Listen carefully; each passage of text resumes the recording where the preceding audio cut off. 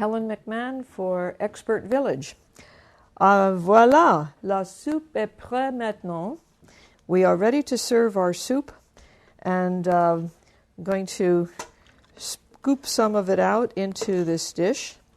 It's a lovely consistency. You will notice that the broccoli that was put in just at the last minute is still nice and green, and we've got nice chunks of meat here and beautiful mushrooms, as well as the carrots and all the other ingredients. It's beautiful soup and nutritious and a whole meal in itself. I'm going to sprinkle a bit of parsley on the top.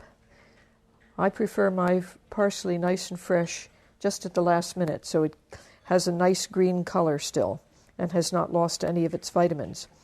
And with this and a crusty loaf of French bread or croissant, you have a full meal that will delight anyone.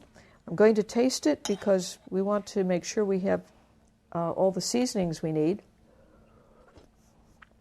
It's wonderful, but I would like mine with a little more freshly ground pepper, maybe a bit of salt, and I'll add that to the pot as well because I think other people would like it that way.